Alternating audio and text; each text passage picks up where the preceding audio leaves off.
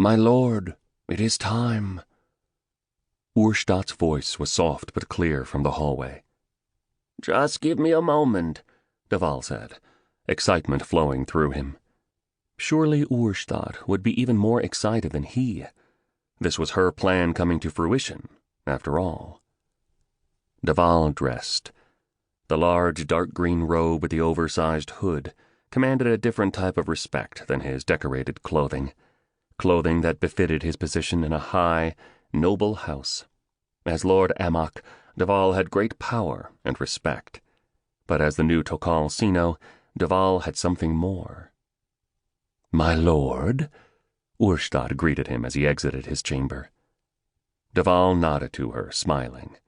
As always, Urstadt wore her half-armor, steel cuirass and falds, each plated with a thin layer of rose gold, and matching gauntlets and greaves.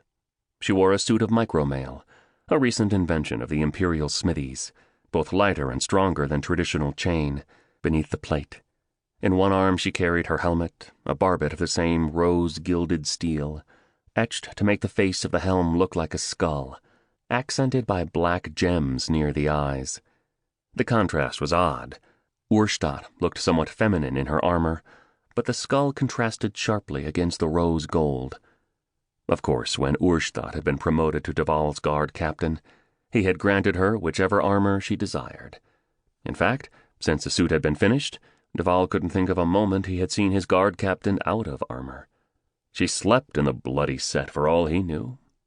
At Urstadt's waist was a short sword, scabbard and hilt also of rose gold, but her preferred weapon she carried in one hand.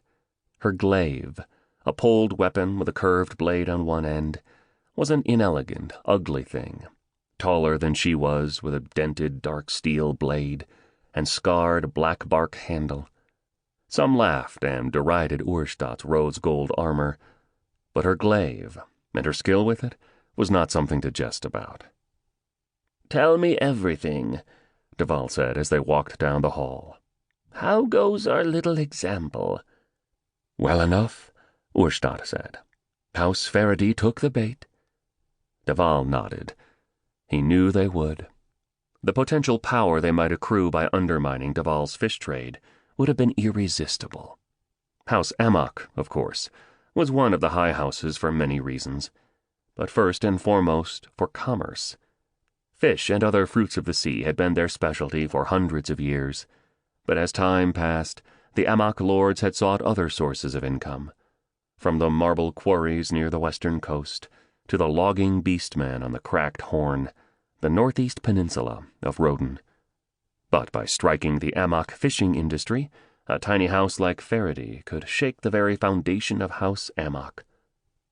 But a shaken foundation was not a broken one, which was why he and Urstadt had orchestrated the whole thing. Urstadt led Deval to the cells below the keep. Unlike those in the imperial palace, Castle Amok's dungeons were very modest. A few cells below ground, near the wine cellars, not particularly high security. They didn't need to be. They were generally only for holding other nobles, soon to be released on negotiated terms. A certain level of comfort was expected. Deval was not surprised to see Darst Faraday lounging on a cot, with a smirk on his face in one of the cells. Two other men sat in the cells on either side of Darst, but he was obviously the leader. "The great Lord Amok himself," Darst grinned as he saw Deval approach. "I'm honored by your accommodations." Deval bowed to Darst, watching the young man through the iron bars. Darst did not move from his lounging position on the cot, one leg up, the other dangling over the edge, one arm curled behind his head in a makeshift pillow. "I trust you're being treated fairly?" Deval asked. Despite Darst being only a stripling and of a house significantly less powerful than Amok, Deval wouldn't skimp on formalities. He must not give any impression of skirting the law. The young man, perhaps no older than Deval's daughter, shrugged. "Fairly enough, I suppose. When will I get out of here?" Deval took a deep breath.